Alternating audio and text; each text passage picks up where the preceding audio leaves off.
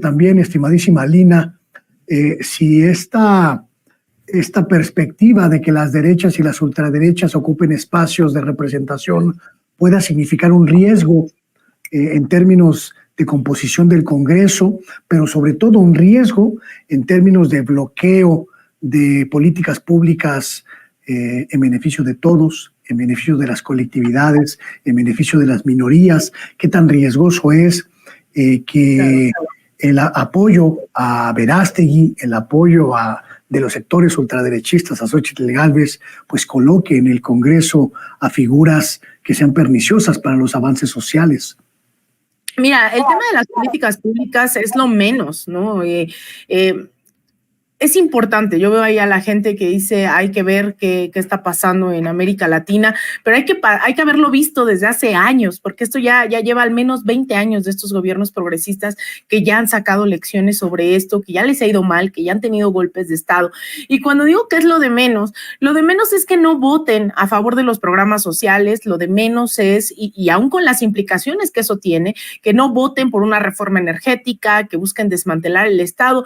El peligro de estos personajes es que a la par traen una serie de discursos de odio, de exclusión, que derivan en exilios, en asesinatos, en represiones. A ver, el golpe de Estado en Bolivia costó casi 40 personas asesinadas. El golpe de Estado en Perú, a las 70 personas asesinadas dejaron de contar y los medios dejaron de informarnos cómo está la situación en Perú.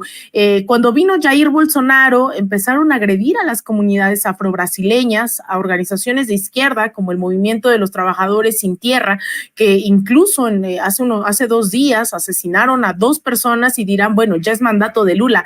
Claro, pero la persecución en contra del MST, una de las organizaciones campesinas o la organización campesina más grande de todo el continente, comenzó a estar bajo asedio durante el gobierno de Jair Bolsonaro. Temían invasiones de sus centros, de sus escuelas, etcétera, etcétera.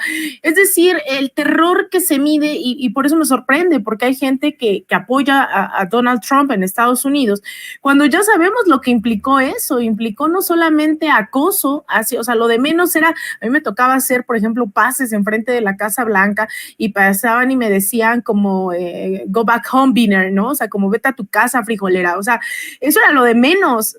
De verdad, ese insulto era nada comparado con el asedio que vivieron las comunidades musulmanas, las comunidades afroestadounidenses, la persecución, el incremento incluso, bueno, este es un dato increíble. Hay gente que no sabe que todavía existe el KKK, el Ku Klux Klan. Todavía existe en Estados Unidos y creció durante el mandato de Donald Trump. Hay más de 50 células del Ku Klux Klan en Estados Unidos. Entonces, por eso es tan importante hacer conciencia de que no estamos pensando en que llegue o no llegue la derecha solo porque nos caen mal, porque no tienen un proyecto. Es porque arrancan un proyecto de exterminio en contra de sus opositores, en contra de las mujeres, en contra de la comunidad LGBT, en contra de las comunidades negras, indígenas, etcétera, etcétera. Esos son los proyectos de derecha.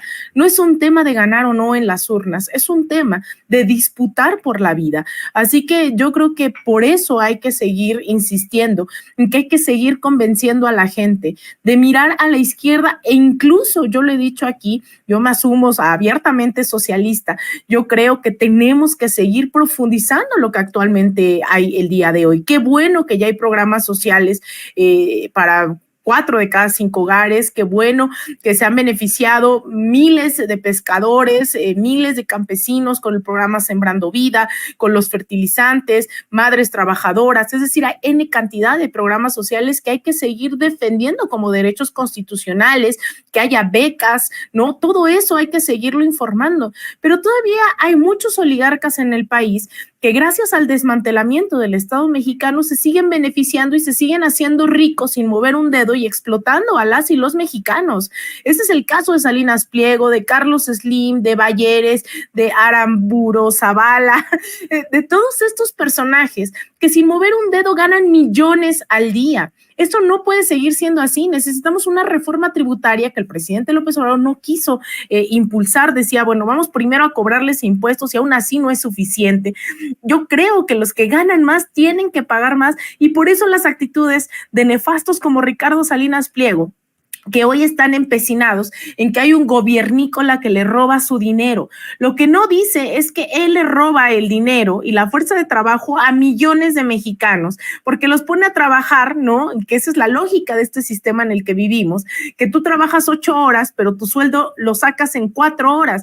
Esas otras 4 horas que tú estás trabajando se van directamente al bolsillo de los patrones, ¿no? Se van directamente a los bolsillos de Salinas Pliego, quien se despierta, se puede despertar al mediodía, irse a comer y volverse a dormir y ganó millones de pesos en esos segundos, ¿no? De estar despierto. Entonces, todavía hay muchas cosas por hacer. México está viviendo uno de sus mejores momentos económicamente, a pesar de la inflación provocada por la guerra en Ucrania, a pesar de la pandemia, a pesar de todo ese tipo de cosas. Hay muchas cosas por hacer todavía en temas de seguridad, en temas del combate al narcotráfico, de hacer conciencia en las juventudes también sobre cuál es el rumbo que se tiene que tomar. Es decir, los retos son inmensos, todavía hay feminicidios, todavía hay desigualdad, todavía hay millones de mexicanos en la pobreza y Andrés Manuel ya se va. Entonces, el reto es triple porque el liderazgo que aglutinó varios esfuerzos durante estos años ya no va a estar al frente. Y ese es el verdadero reto, yo le digo a todos y a todas, que aquí en México, lo fácil, a pesar de lo difícil que suena haber ganado las elecciones del 2018, lo más fácil fue abrir la puerta en 2018. El verdadero reto comienza en 2024, cuando ya no esté Andrés Manuel al frente y se ponga a prueba si la gente, las y los mexicanos que respaldan este proyecto, realmente estamos dispuestas a ocupar las trincheras necesarias. Ya no va a haber la mañanera con Andrés Manuel. ¿Cómo vamos a llenar esa batalla comunicacional? Ya no va a estar ahí presidente, ¿no?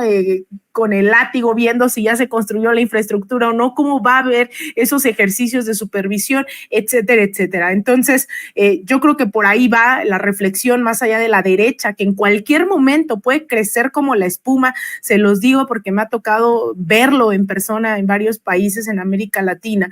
En cualquier momento suben y aparecen en todos los medios de comunicación como subió Xochitl de la noche a la mañana, pero eso no es nada. Así que los retos todavía se vienen por delante y más allá de qué hace y qué no hace la derecha, hay que preguntarnos qué hacemos y qué no estamos haciendo todavía en la izquierda.